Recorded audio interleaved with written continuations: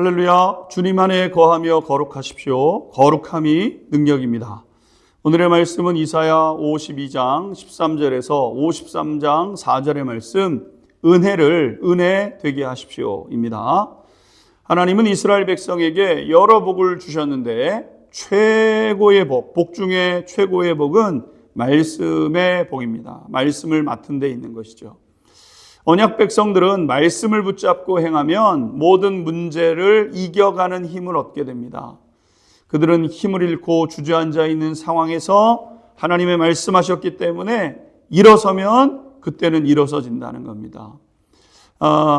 옷을 빼앗겨서 수치를 당하고 있는데 그 옷을 입고자 일어서서 그 옷을 입을 때 놀라운 일들이 벌어지게 되고 목에 묶여 있었던 줄도 풀려지는 그런 역사를 경험하게 된다는 거죠. 여러분, 이것은 정말 가히 놀라운 복이라고 할 수 있습니다.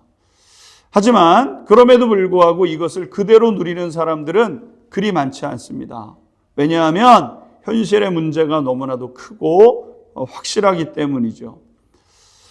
하지만 하나님의 말씀은 그보다 더 큰 힘과 능력이 있다는 겁니다. 많은 경우 생각하기를 하나님의 말씀이 그저 말에 불과한 것 아닌가 이렇게 생각을 합니다. 하나님의 말씀은 그냥 말하는 그 말이라는 거죠.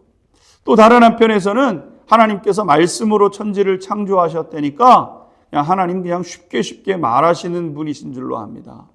여러분, 그렇지 않습니다. 여러분, 말이라는 것은 여러분 책임이 따르는 것이기 때문에 여러분 중대한 힘이 있는 것이고 또 그것이 책임이 있게 되는 거죠. 하나님은 유다 백성에게 구원의 소식을 선언하셨습니다. 그것은 하나님이 곧 대가 지불을 하시겠다는 것을 의미하는 것이기도 했습니다.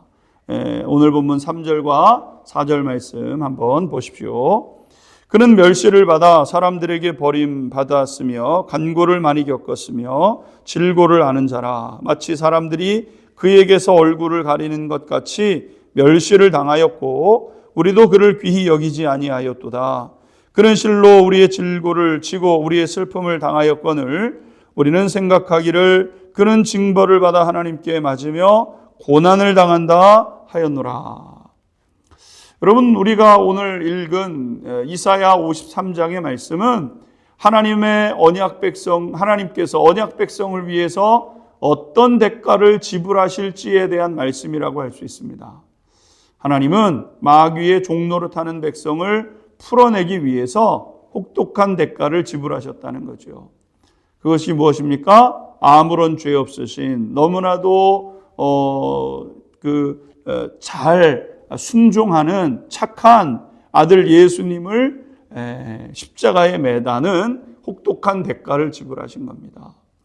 십자가를 다시 한번 생각해 보면 사람이 죄를 지어도 이렇게 혹독한 벌을 받을 일이 거의 없을 만큼 그러한 고통스러운 것이 십자가 형벌 아니겠습니까?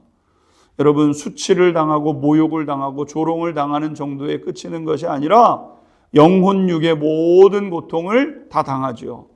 수치와 모욕, 조롱과 배신, 심리적인 고통뿐만 아니라 채찍에 맞고 가시관에 찔리고 십자가가 못 박혀서 정말 견딜 수 없는 육체적 고통을 겪기도 하고 아무리 기도해도 저 멀리 계신 것처럼 응답 없으신 성부 하나님과의 영적 단절을 경험하는 고통을 당한 것이 십자가 고통인 것이죠.